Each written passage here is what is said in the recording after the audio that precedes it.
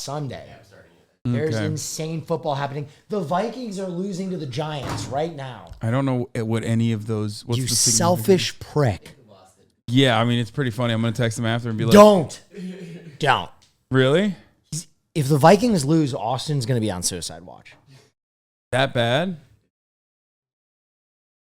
If like the number 2 seed loses to a number 5 seed, yeah, you're on suicide watch. I am so glad I am not into sports because I got enough reasons to be on suicide watch, man. Yeah, Jesus Christ. Okay. All right, well, we're back. We're on the paywall part. Hey, how we doing? We're doing great. I wasn't even kidding. I do actually have some questions. You might not even want to, if you don't want to talk about it, we don't have to talk about it. But one of the things I wanted to ask you was about Smosh and like your transition away from it, and how you feel. So you talk about like how impactful that was for other people, but how you don't really recognize it as such. Do you think any of that is because like you didn't feel like it was your content anymore once it was sold off? Yeah, I mean, I think a portion of it was that I felt like I grew away from it because I felt like it went out of control and I didn't have any say in it, which obviously selling your company means that eventually it will get there. And I did not realize that at the time because the first 3 or 4 years after selling it, it still really felt like it was mine. I had my say in everything. It was going exactly as planned. But then I realized that it was not mine anymore. And I was just a salaried employee showing up to do the things. And in my head, I still had this feeling that I was in charge of everything. And it was so hard to shake that the moment that I realized that I couldn't be in charge of the things that I felt like I just shut down and tuned out. And I just showed up. I just showed up and acted. I'm just here so I don't get fined. No, it was more like, it was my baby. You know, I created that as a website in 2002 and then, started doing the videos. It became popular for that. And then it felt like it was my little creation with Ian and it just wasn't mine anymore. I was like, I'll do what I can because it still feels like it's connected to me, but eventually I just had to drop it. But with that said, even at the time when it felt like it was all still mine, there was this disconnect because I think a big part of it was that every single thing that I did for the most part was through a screen. It was all just numbers, and seeing millions of people in a number doesn't feel like it's actually a million people. You know what I mean? True. Yeah. Like if I was standing there with a million or however many millions of people in front of me, I'd be like, oh shit, this is making such a big impact. But I always think of that when I go to like a stadium for an event. Yeah. And I'm like, I've had more people watch me on a stream. Yeah, it's like 30,000 people. It's like in this insane. stadium. That's like wild to me. Yeah. Yeah. I'll be right back. I'm gonna grab water. Okay. What was your first? Oh wait, there's water right here, Will. Okay. There's a track. Okay. It's very personal. It's like, I'm leaving. Fuck you. What was your first moment of realizing that like you do have an impact? Because I feel like we go through as content creators a lot of phases where like you might have lost that charitability. You might have lost even like your creative streak, or maybe you start recognizing that people don't perceive you in the same way, or at least on the internet, right? But then ultimately, for me at least, like whenever people were like, oh, fuck you, you bought a house, and that became like a major controversy, or all these other things, like there was a period in time where I genuinely thought like everyone fucking hated me. Like I internalized it, which is a bad move overall. Don't do it. But what kept me grounded was when I would go outside and would interact with people, and 99.9%, no, 100%, of all of these interactions were overwhelmingly positive. People talking about the impact that I had on their lives, people talking about how I changed their perspective, people working at the restaurant that I go to, the waiter or the bartender. And that is what kept me grounded and made me realize like, oh, this is still impactful in a meaningful way. Like I haven't lost sight of like what I was trying to do. What was your first moment of that realization? The power that you held, or rather like the audiences that you were captivating? I think that it was the earliest VidCons because, 2010 VidCon, there was no other way to really meet up with fans and, to do meet and greets and that kind of thing. So that first VidCon was such a clusterfuck. They told us like that we were doing our meet and greet in one room, and that we went there and then it wasn't enough room. So then they moved us, and there were so many people in line that it was like that fucking game of Snake on, the old Nokia phones. And we just had like hundreds of people following us through these hallways as we, ended up in this massive room. And there was such, there's just like this overwhelming feeling of excitement and tears being shed, which I could not even fathom why. I'm like, to every person I was like, I'm just a normal person, but okay. I was like, I'm just a person. But seeing so many of those people creating their own, parodies of what we were doing, or getting their hands on a camera and learning editing equipment, and all these different ways that they could create their own stuff, seeing that people liked how scrappy we were with our resources, and that inspired them, to not feel like, oh, I just can't do it because I don't have the money for that piece of equipment. Realizing that anyone can do it, I think that encouraged me to keep doing what I was doing, because I knew that it was having a positive impact on people. And even, hearing that it encouraged you to realize that you could do that. That was, that kind of thing is still there insane. was an era of film when I was 15 that were some of the strangest experimental. Yeah. I had a series of films where I had a large Kermit the Frog that was a serial killer, and he would like show up. You were a fucked up kid. Yeah, we were all fucked up kids, man. We were, dude. That era of the internet where there was no snuff rules, snuff films all around. There was like ogreish and ogreish. It was like fucked up, like rotten.com basically. Oh yeah, no, yeah. It was basically real life. Yeah, when horrible. Yeah, things. when you see like Chechen execution videos, and you're like, oh, that's a real person that got killed. You're like, I think that changes an entire generation. I also did some deep soul searching when I first found hentai. It confused Why? me. Because you liked it a little too much? Yeah. Yeah. Now I see why it's behind the paywall. On Newgrounds, there was like Gerudo Girl and stuff. Oh my God. Wait, what is that? Dating Sims The dating and shit? Sims. Oh, there were these games where you would like And I remember try I to played make that. this anime girl orgasm, and I was like, Yes. But then I kind of wanted to play it because I was a little kid, and I was like, I played the fuck out of that. So I found those, and I remember I showed one of my friends. I was like, "Isn't this tight?" And he was like, "You're a freak." I was like, but then he secretly liked it too. I don't know. He had a visceral reaction. I don't know if he thought Jesus was watching. Okay, to be honest with you, like him making you more sheltered in that regard probably saved you. Yeah. It probably stopped you from falling down that like otaku pit. You know what I mean? That is a fork in the road. If he was like, that is so sick, keep doing it, bro. Yeah. I just have a wrist guard. Yeah. You're just like constantly, you can't come anymore. The only thing you can come to is hentai. Probably one of the mods. Yeah. Isn't that a real problem? Where certain sections of Japan, like their youth is like so into hentai and stuff. Oh, dude, there's an anime about that called Welcome to the NHK that is unbelievably good. Wait, what is the plot? It's about a hikikomori, which is an agoraphobic Japanese person in incel. Japan. And there was there's actually like a wave of this in Japan where like very tech reliant people became shut-ins. Yeah. And he eventually decides he's going to develop an adult video game. And it's like his kind of path into madness as he... Oh, you said that's an anime? Yeah. I'm pretty sure that's also real life.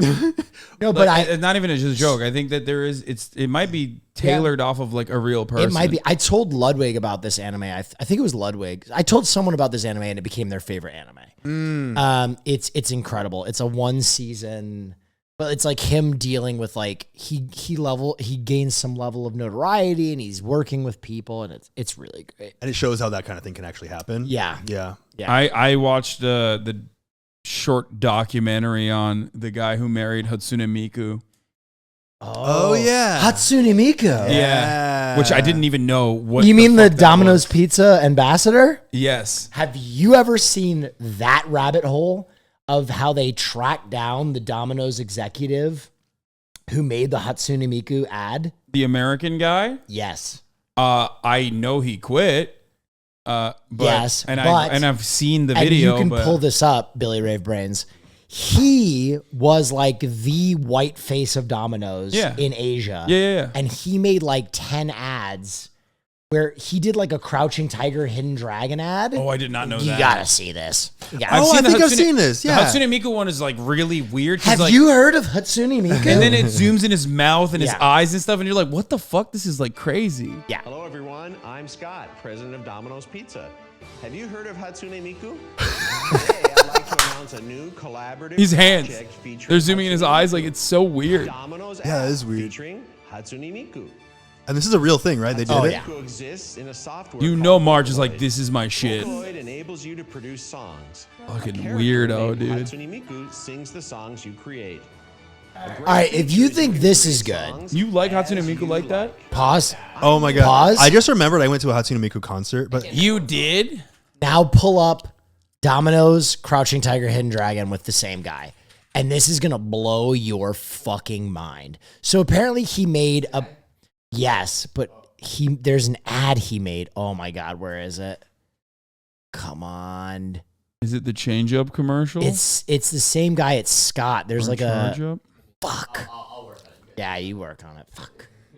It's okay. That guy is kind of weird, though. I mean, I think. He's actually the most normal human being you'd ever... Like, they did an interview with him. He's like the most normal guy. Yes. Oh, No! really? That's so weird. What the fuck? I had no idea. Yeah, because he's obsessed with the Hatsune Miku ad. Yeah. As many Why is he are. obsessed with it? Because it's like this weird piece of internet lore where it's like too strange to almost exist. Yeah. But yeah. It makes sense. Have you heard of Hatsune Miku? it's so Yeah. good. It's great to see like this uptight random white guy yeah. trying to explain Hatsune Miku to an audience that is very aware of it. Yeah, yeah. You know what I mean? You cannot pitch How Hatsune Miku to How fun. Yeah.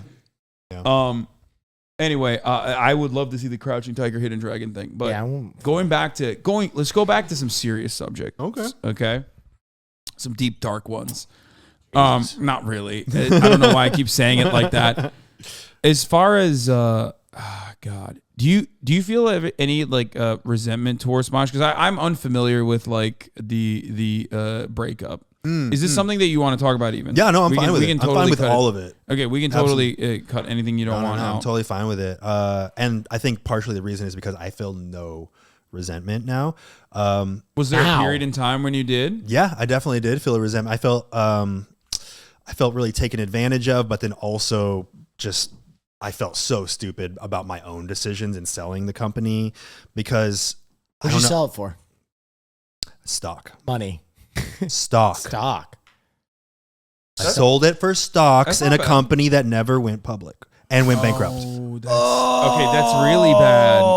I take it back. No, Sold it for $0. Yeah. Stonks. Yeah. Sold it for stonks, $0. That would have been really good though. Like, If the company was like massive and What yeah. company was it? It was Alloy, then they merged with Break and they became Defy. Wow, man. Yeah. So that was really shit. And I really hated how that went down. I felt a lot of resentment toward the I mean- people that encouraged me to do it, toward Yes. myself. Yes, We were the first company on YouTube to sell, and I had no examples. And I was like so disappointed in myself that I wasn't smarter about all that. And then I had, That's one of the main issues, though, of just being a pioneer. Because, like, Yeah. you literally are the first. Like, right now, Mr. Beast is currently trying to potentially do a SPAC on Mr. Beast as an enterprise, as an entity, right? what's this? You said, A SPAC is like, it's like a stock vehicle that is basically to create an IPO for something that you otherwise normally would not have an IPO on. It's basically creating an initial public offering for someone like Mr. Beast, or FaZe Clan did it originally as well. And I think that the fact that there are people who have knowledge of both the financial instruments to be able to use this, to be able to create this, but also like have a have demonstrated an understanding of like YouTube content creators. The fact that that now exists is because of the failures of Smosh and things of that nature. So it can be very advantageous, but also, you know, you gotta, someone's gotta fail. Yeah, and I'm glad we did, so we could be a good example Well, of what I mean, not to do. Smosh is still plugging around with a right goodwill. Yeah, they're still doing stuff, and it feels so different than what my vision was for it, that it feels like it's not Smosh, because in my head I still see it as the path that I wanted to take it on. What would you have taken it down? I mean, honestly, it wouldn't have been. Have you heard of Hatsune Miku? We did do some Hatsune Miku sketches where I like walk in on Ian making out with a cardboard cutout kind of thing, but I would have kept it as two friends making, you know, just the most zany kind of stuff on very low budget, and it's all about the writing. Right. It's all about the jokes. Ian and I took a film making, or no, like screenplay for film writing classes, and we incorporated what we learned about that into like a compact 3-minute thing. So it always felt like there was like a act 1, act 2, act 3 with like a punchline, that like a callback from the beginning, so you kind of had to watch the whole thing. And I found, even going back and rewatching them, I find them super captivating. I think that they're super entertaining. And there's this charm about it feeling like it is just a very, very small production, mostly hindering on two friends who just love to write and make each other laugh. And that's what I would have kind of had the whole thing still writing on that idea, at least for the main channel. And then the other channels, you know, we might have branched off to more improv and more comedy troupe type stuff, which is a little bit more about what they do. So it would have still maybe gone in a similar path in that direction, but I would have had a little bit of the original heart that I feel made Smosh. Yeah. Okay. I'm waiting for the independent film. I mean, you know, it would be, it would be very funny if we did a redo of some sort, because we did do a film and it was real bad. Well, I mean, just you making an independent film. Like a full-blown indie. I don't have any drive for that right now, but I could see, like, I could see it. No, I could see it happening in the future. Okay. Yeah. Okay. What was the least favorite thing you ever made at Smosh? What's the bitch of the bunch? You mean the process of making it, or the way that it looked at the video? The video? Yeah. There were certain ads that we did where I was like, it was like, oh yeah, I know what that's like. It was really rough too. So it was, you know, way back before you had to disclose it was an ad. It was, you know, so it was a lot of like, because it was his parent company, they would bring us ads, and then they'd be like, so here's an ad that you're going to do. And then we'd be like, no, we can't. It doesn't work with what they're like, but it's paying X amount of money, so you have to. And we're like, shit. Okay. You already signed the paperwork. Okay. Yeah. And then, so which one was and then we would pitch an idea, and then they'd be like, okay, cool. That sounds great. And then we'd sign it, and then we would be, you know, slightly into production, and then they'd be like, oh, but it needs this. Oh, but it needs this. Oh, and it also needs this. You're talking to a BuzzFeed alumnus right here. Oh, shit. So you know all about that. I was one of the first guys in on first guys in on BuzzFeed narrative. Did you make a Why I Left BuzzFeed video? Well, I did this year. What? You waited until it was not trendy anymore. You're starting the new trend. Okay, so I'll say something behind it. Let me just shit all over you, dude. I was like, hey, dumbass, should have done it years ago. No. I'll say something behind the paywall. I felt very slighted by BuzzFeed, and I felt like me even cashing in on the BuzzFeed trend was like a crutch. I wanted to like come back and reestablish myself and have success, and know that I was making more money than most of the other alumni before I, this is very petty, but I'll. No, respect. Yeah. Yeah. I honestly felt like a bunch of people took advantage of me in a pretty meaningful way at my time at BuzzFeed. And this is something I didn't even put in my Why I Left BuzzFeed video, but I got fucked over by a lot of people that I considered really good friends. Not even just like, he's not even talking about just like the executive team, which was of course churning out like a machine, like just whipping people. I got thrown on the funeral pyre in like I had two people at BuzzFeed, one of which had familial relations with the CEO, who probably could have saved me that I did a lot for. And then the other was like a girl that I considered like my partner in crime that I made a ton of really successful videos with. And both of them had a pretty significant opportunity just to keep me around. And they both were like, we're not gonna. And yeah, it felt like the Ides of March, man. I just remember that period of time, like the bottom dropping out and putting so much work into something.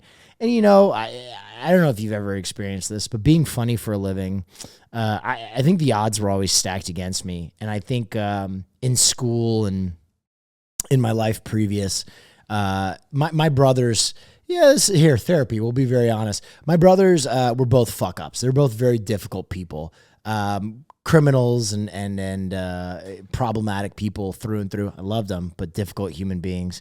And I think when you're born into that, you sense the quiet panic in your family and on yourself that you'll end up like they will. And when your career path is being funny, when you have some kind of inroads into what you want to do, you cling. You cling very hard. And so BuzzFeed felt like this life raft where I was like, I can do this. I can prove everyone wrong. Look at what I'm doing. These views are important. I am worth something. And when that got taken away, I was just gutted, man.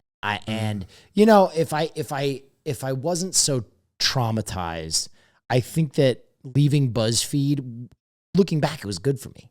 Right? Everybody else who stayed at BuzzFeed got stuck in BuzzFeed. They became BuzzFeed. Maybe in the same way for you with Smosh is like you've had this second coming. You know what I mean? Like now people talk about your content like he doesn't know what the fuck Smosh is. And he consumes and knows your content outside of it.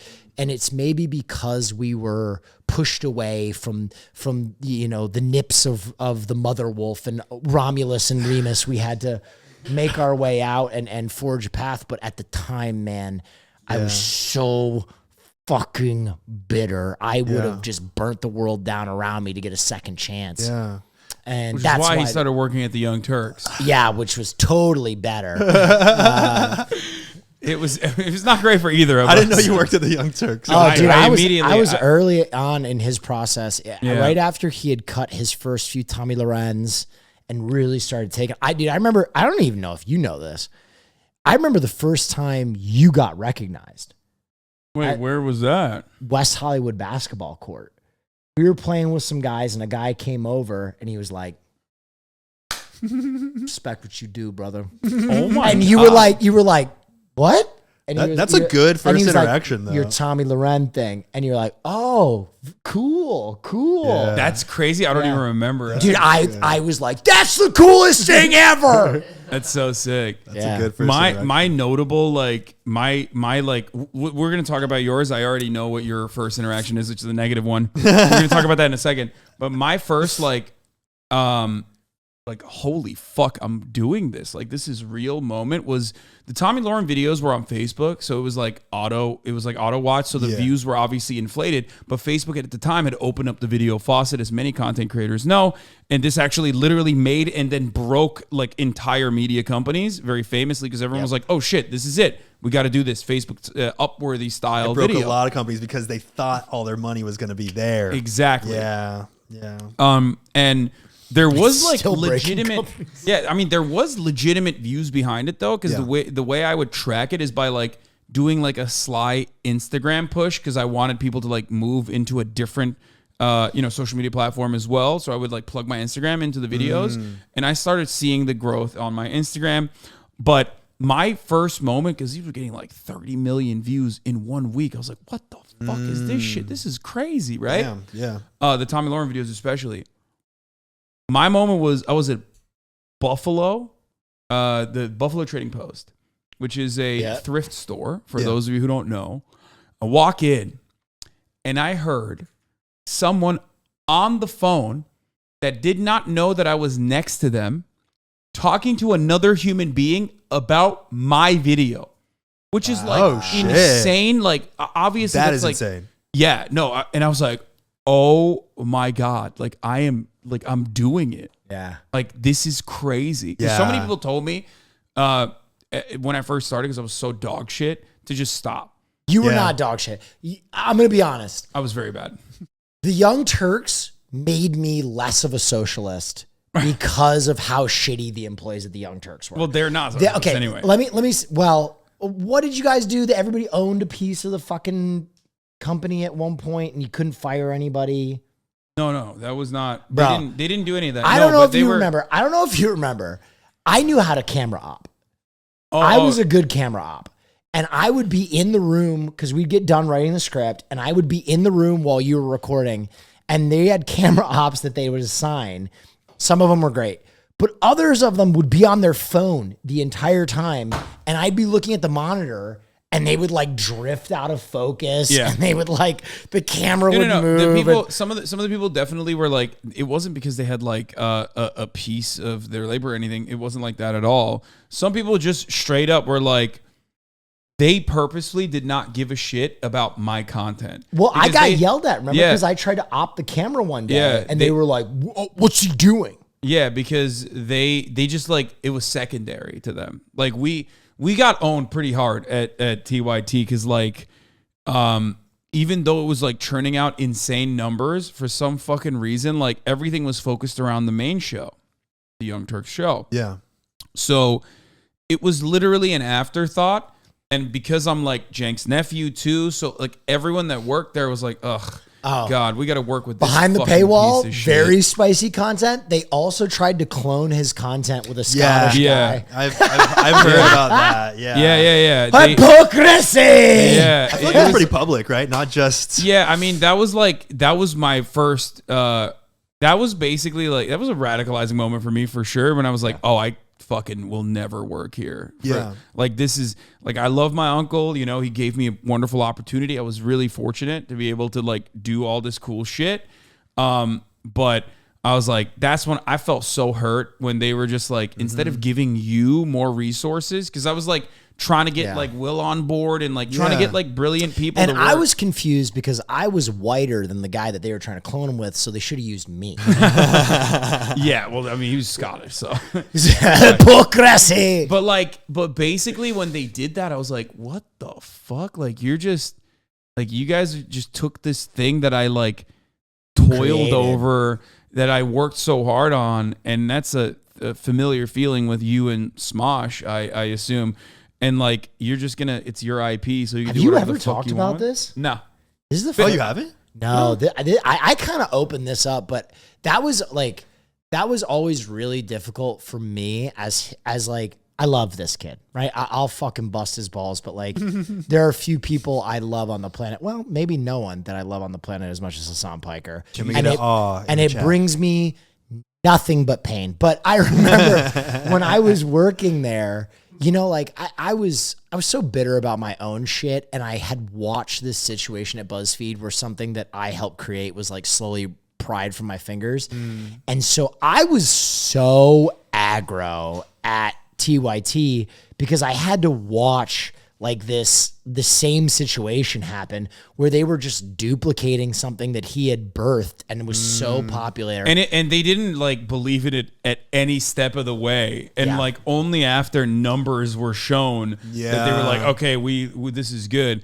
And I was like, all right, well, is it time for me to like finally get resources and like, you know, some serious backing here? They were like, no, we're just gonna like carbon copy it with other hosts. Did you have the idea, or did they give you the impression that they were going to be giving you more resources if it was successful? No. I remember when you got that, like your first mini raise or whatever. What did they take? They took you from like $40,000 to like 70 or something like No, that. not even. No. It was like 50. At first, I got a decrease in my salary. Yeah. How did they justify that? Well, they said that I was like shifting over from like a position that was.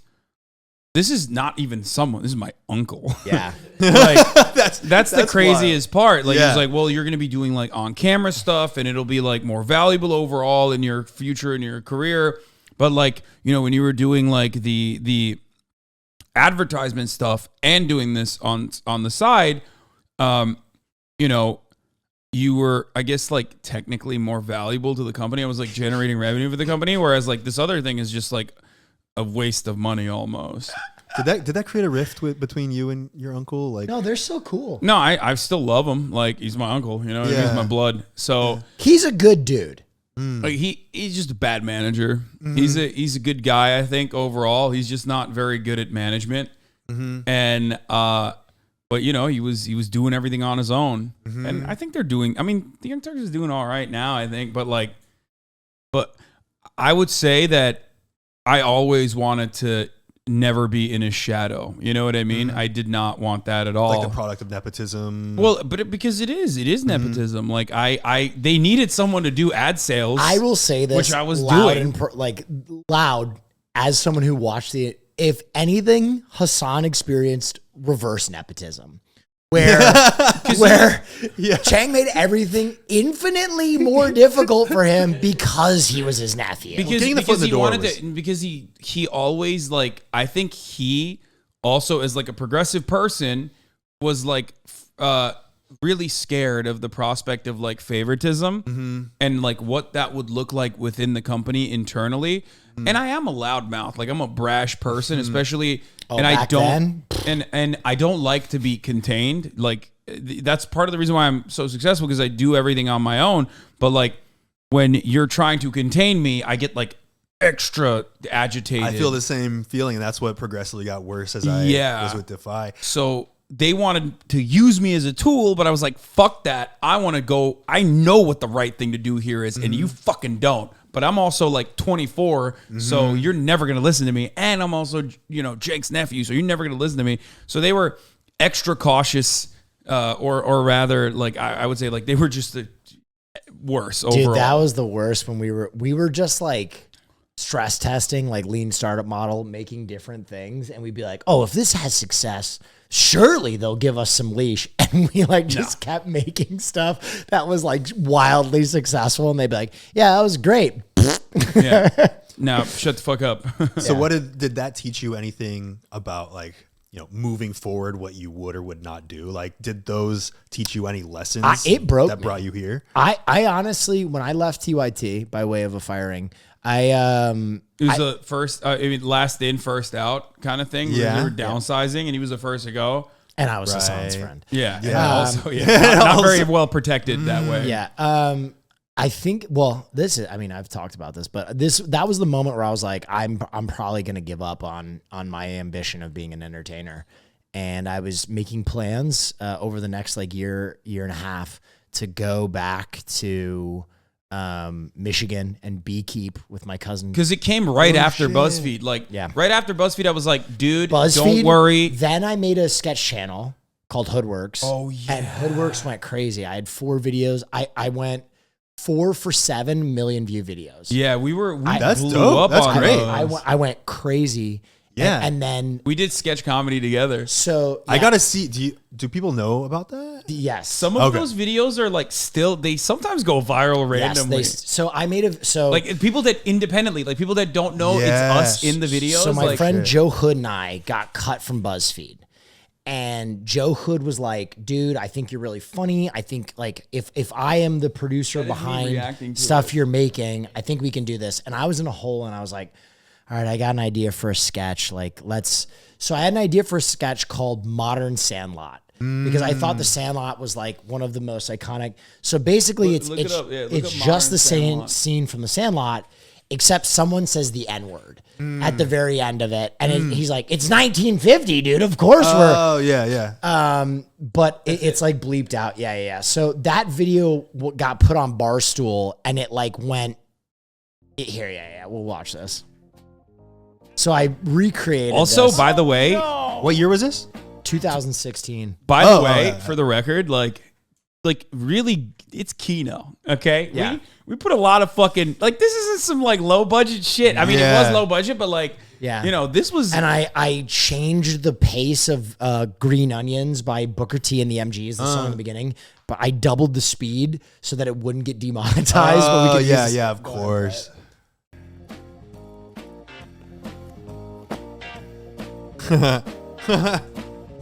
God, I'm such a bad actor. It's just, oh God, you'll see.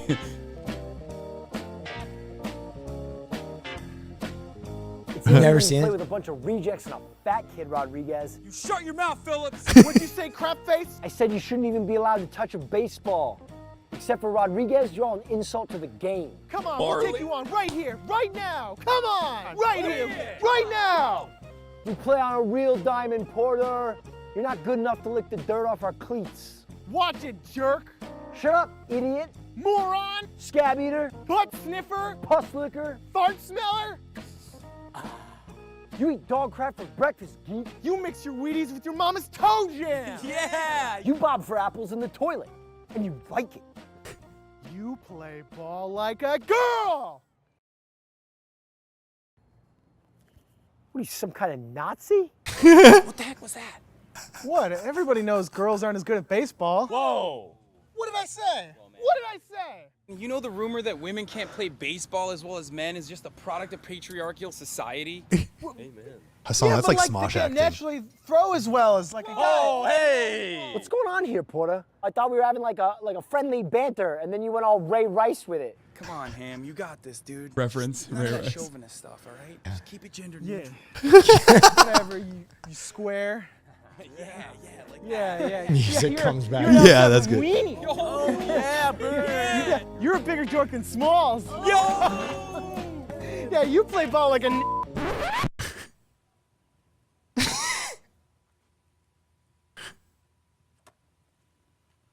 What? This movie's in 1962. What do you want from me? What? Come on. What about James Earl Jones? What about the game? The s'mores? We didn't even need a s'more yet. Come on. Fred Black guy wrote this sketch. He's in the sketch. Yeah. So that got picked up by Barstool, and it went super crazy. Yeah. So this is the second part of my career that made me want to fucking kill myself. Is I had this successful like sketch channel, and it was doing really well, and I knew the EP at SNL. And so I sent some of them to him, and I was like, "Hey, I've been having a lot of success. one. I've been having a lot of success. Can we find that, you think? Yeah, I'm sure we can. I've been having a lot of success on the Tell internet. March to, I to know keyword search. Lonely Island is leaving. I know you guys need people on the digital team. Yeah. My dream since I was in 5th grade was to work for Saturday Night Live. I'll do anything. I'll fucking come. So he was like, "Yeah, you're up for candidacy," and I like had the letterhead, and I was like, "Yes!" And I was at Groundlings, and I had done a few years in Second City at Chicago, so I had the pedigree. Yeah. So I sent him those, and then he was like, "Unfortunately," and I was like, "Fuck." And one night I got a bunch of texts from my friends that were like, "Oh my God, you made it!" And I was like, "No," and they're like, "Oh, your sketch was on SNL," and I was like, "Oh no." Wait, what? So whenever I'm on my channel and whenever I'm not behind a paywall, I'm very like magnanimous about this, and I'm like, "Oh, they're lateral thinking. Yeah. Of course, Spirit is Monday. Yeah. Call back. People can have the same idea. Yeah. They stole my shit. They took this one sketch I made called Last Request, and it's like me, and I've been shot leaving a bank heist, and my roommate Joe and I wrote this together. Joe had the original idea for it, but it basically was like, last request, guy's dying, it's anything, and it's like very gross. Yeah. Like he's like, the first thing he's like, "You gotta tell my wife I love her," and he's like, "Of course," and then he's like, Wait, stop explaining it. Let's find it. yeah. So Last Request, Will Neff. I don't know. So you had pitched this Will to them, Neff, and they I had was seen looking this. at it in the bathroom So trying to find it. they asked me to send all my relative works. Yeah. So I sent a batch Put of all my SNL sketches stole to Will SNL. Neff. Would that have it? And then they recreated it. So this is another sketch that was recently stolen by I forget this comedian's name, but it's like one. Okay, for go one. down. Never mind. The Sherman Bears. Yeah, the Charmin Bears one was just stolen too. How would we? I think it's in that SNL stole Will Neff's. No, that's that one doesn't have it. yeah. I think it's that one where I'm wearing the fucking Mexican goalkeeping jersey. Yeah. Well, regardless, if you can find it, basically I'm giving these last requests, and it escalates. I'm like, clear my daughter's laptop.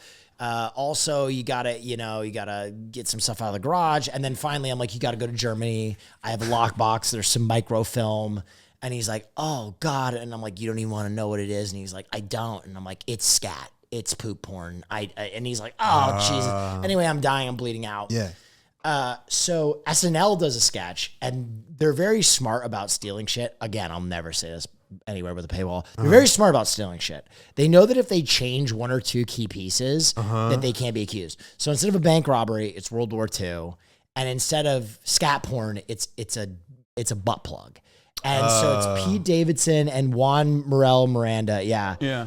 And he's basically like bleeding out, and he's like, you gotta do me a favor. You gotta go to my attic. And he's like, yeah. And he's like, I got a dildo. So anyway, they just stole this from me. In my 5th grade yearbook, when they're like, what do you want to be when you grow up? People are like, doctor, nurse, whatever. Fuck. Mine was host SNL.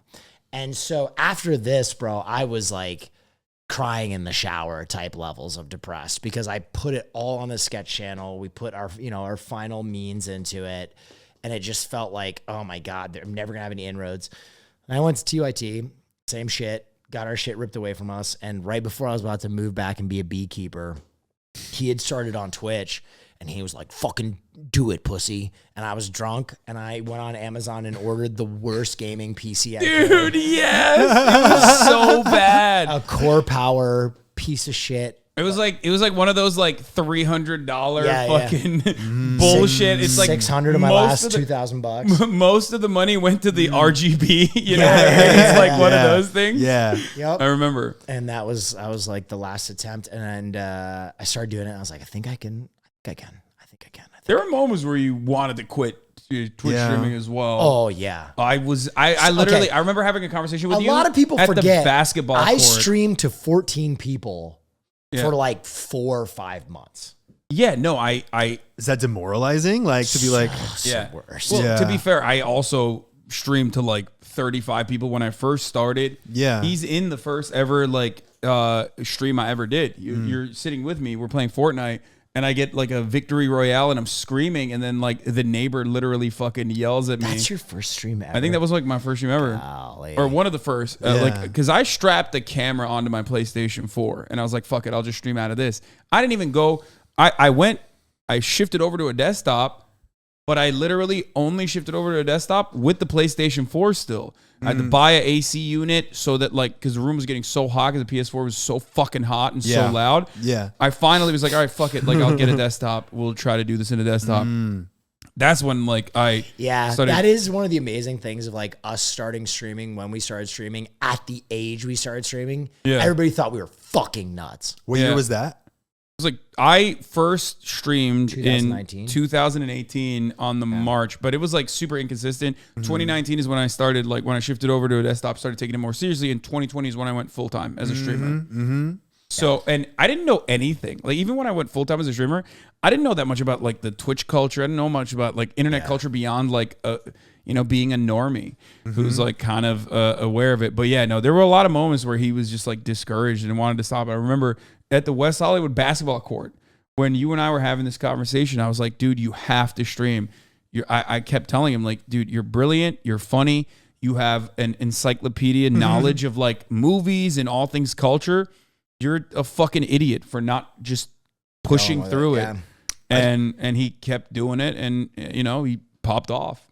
One of my favorite things to do is to reflect back on the darker times in my life or, my friends' lives and see those moments that felt like, like you were just one step away from throwing it all out, giving it up, and then seeing that those difficult moments, if you didn't have them, you wouldn't be, where you are today. It's like that terrible internet meme of the guy with the pickaxe and like the with the diamonds on the other side. 90%, oh yeah. What is it? 90% of gamblers quit right before they make it big. But that's also the what is it, gambler's fallacy too, where you think that you're just one click away or whatever. Yeah, exactly. more right. Yeah. Well, I my moment like that was ironically at the time my girlfriend was a model and she wanted to also become an actress, and she literally straight up told me one of us has to support the family that we will have. And yeah, she almost Phil Hartman'd you. Yeah, she literally almost stopped me. I was like, what the fuck? Like, should I just stop? Because she basically was like, this is dog shit. which it kind of was, but I was Yeah. like, but I was passionate about it. I wanted to do it. And my roommate at the time heard the conversation, pulled me aside, and he said, never stop. He's like, Is that Amir? no, it was Marley. That's awesome. Do you He think that if said- he didn't say that, it would have went differently? He, probably not. Okay. To be fair, helped. Yeah. I'm a very hard-headed person, and I was like, I want to do this. I don't give a. I don't know. I was very discouraged when like a person that I love literally told me to quit. Yeah. And not quit my day job. Basically, literally say, don't quit your day job. That was definitely a defining moment for me. Glad I fucking didn't stop though, and What that was about- like all the way. What back. about you? When were Yeah. you at the bottom of the well? It was like my final year with Smosh. It was really, really rough. And then right after leaving, I had no plans for exactly what I was going to do on my own independently. I just knew that I was going to be independent. And it was so difficult to have plans for that because also I didn't want what we were doing to be absolute shit before I left, because I could have, stepped away, not put any of my brain power toward it, just work strictly on something separate on my own, like getting myself set up.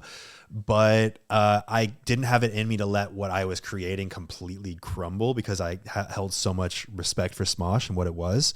But I'd say somewhere around a year after I left, I was just floundering around not knowing what I was creating. And I came from a channel with 20 something million subscribers. Every video was getting, 1 to 3 million views each. And I kind of thought that was just a product of the amount of effort that I was putting in. Like, obviously, if you put that much effort in, that's what's going to happen.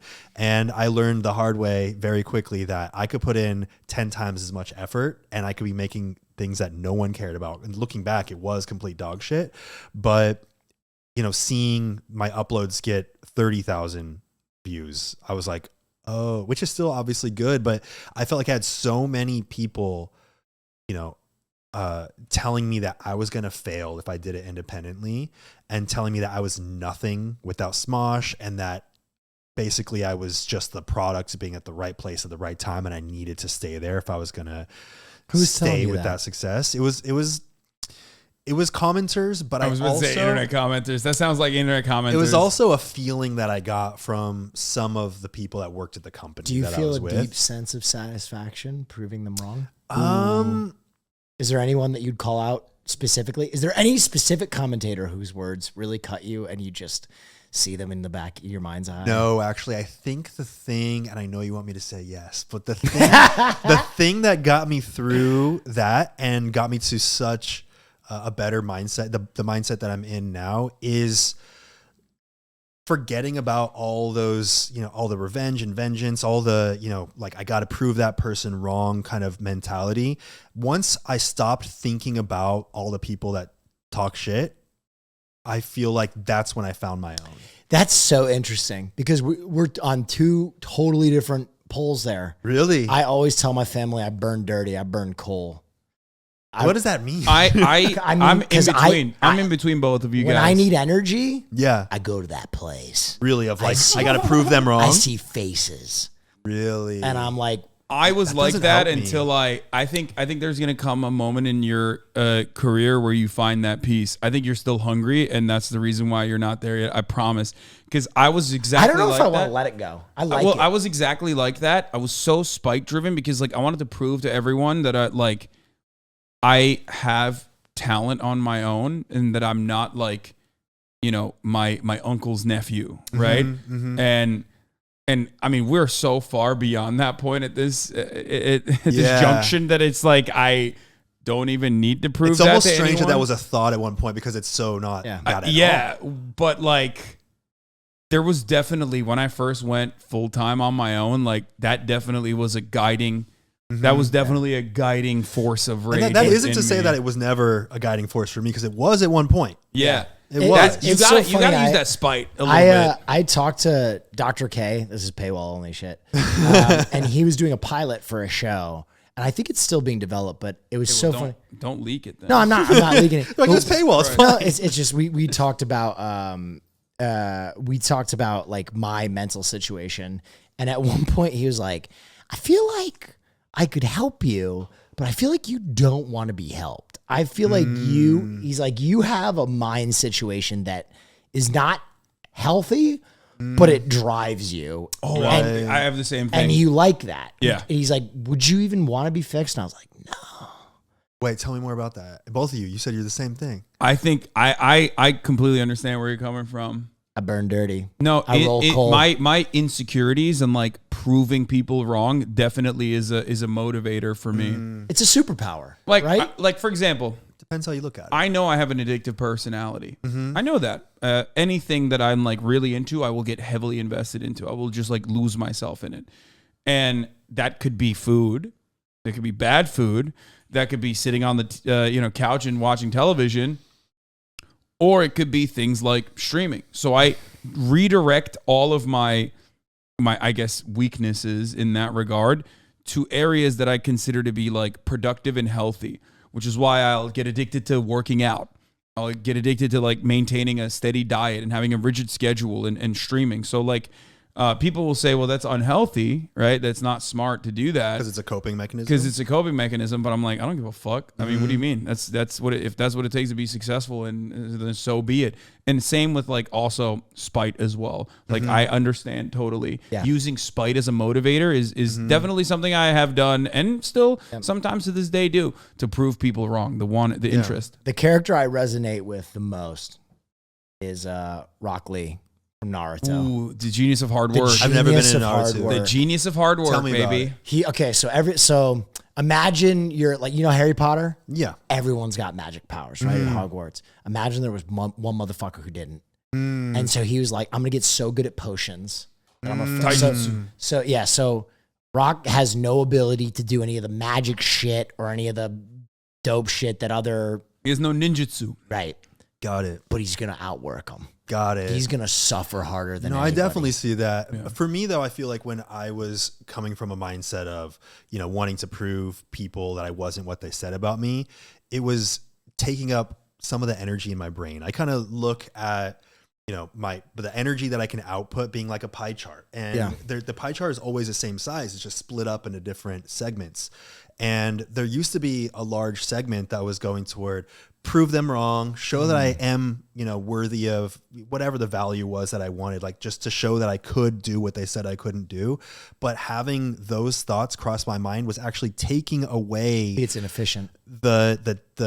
my brain power that I would usually otherwise, if I was in a really healthy, state of peace, that would, wander and think of a fun idea that I can't wait to do in this excitement. It was like, well, if I did this thing, then maybe it would make that person look better. So I can't even do that thing that I want to do because then they would do that thing. And it was all these different things where it was like a snowball effect, and it was not healthy. It was taking away from my ability to, I feel, reach my fullest potential and what I'm capable of. Have you reached outputting. your fullest potential yet? No, and I don't. Will I don't you ever? expect to. He's no, gonna make the indie movie, dude. No. No, that's the fullest potential. It's gonna happen one day. I feel like, when I was younger, I actually thought that there was going to be a point where all this hard work, these 80, 100, 120 hour work weeks that I was putting into Smosh, it was all going to culminate in boom, like retirement, essentially, like sitting in a, in a small shack in Hawaii next to the ocean, just chilling all day. And I thought that was like the ultimate goal. Work as hard as you can,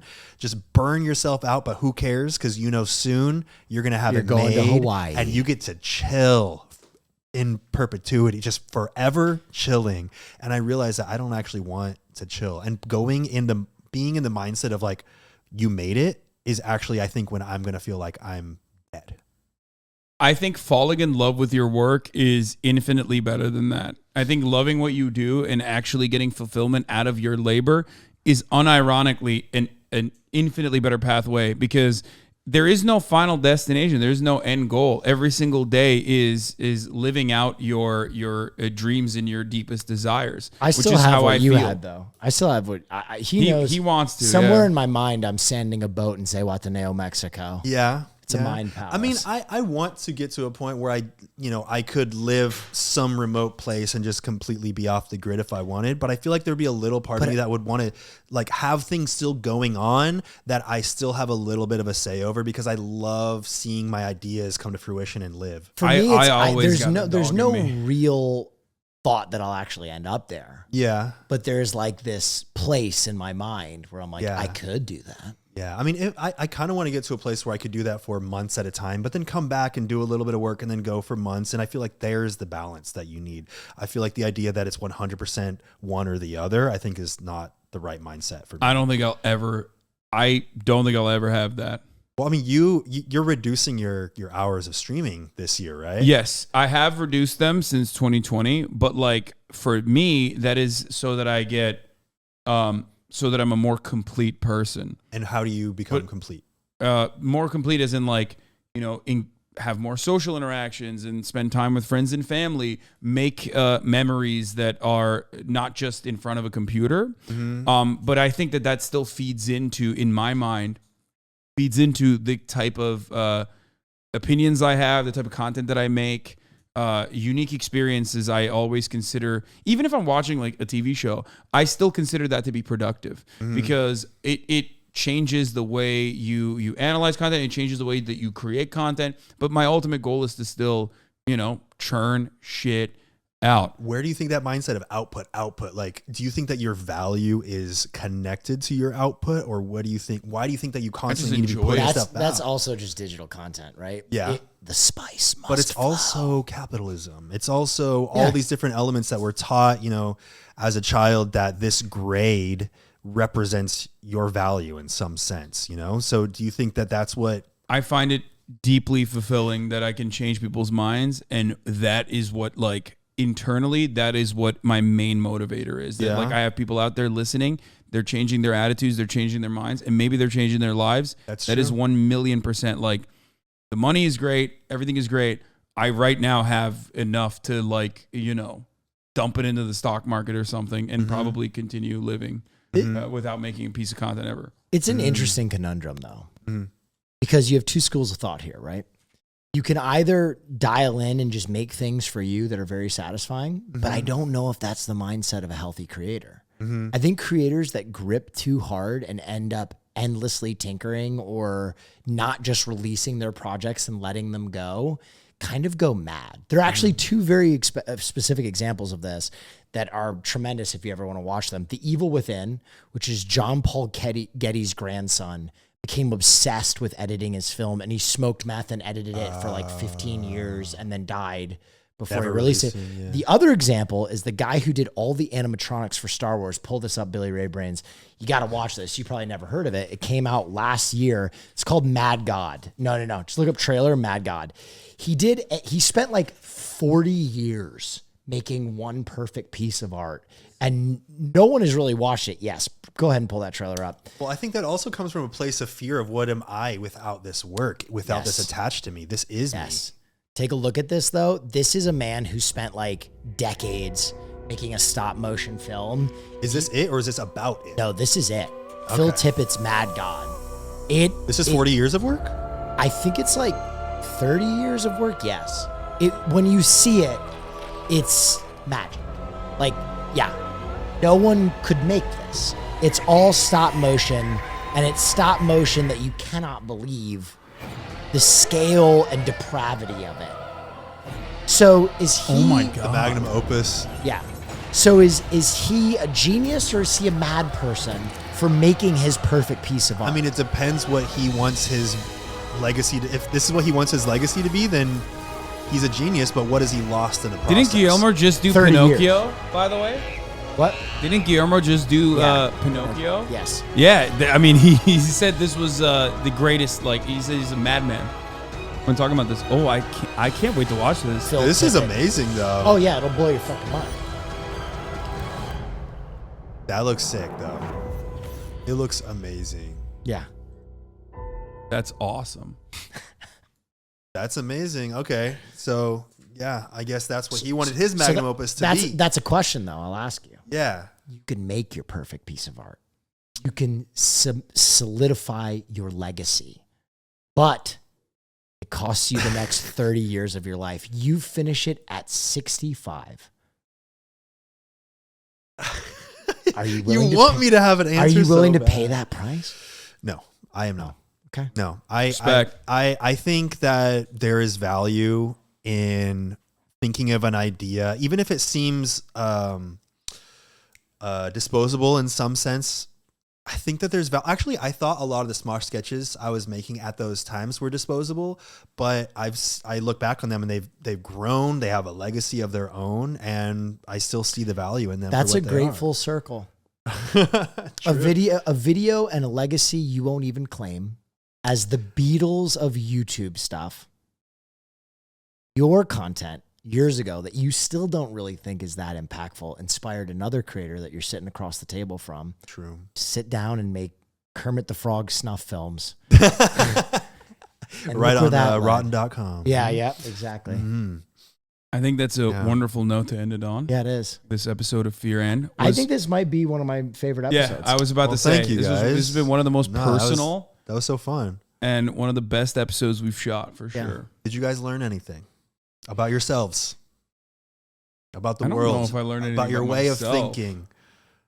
But I think anything. I think it's always therapeutic to voice things that you have. Yeah.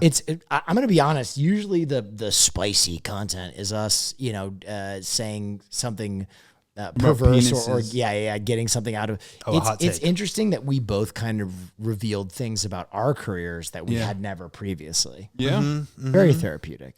Yeah. I mean, I feel like the only element that I really didn't really talk about that I feel like I really grew from was, kind of going back to the comments.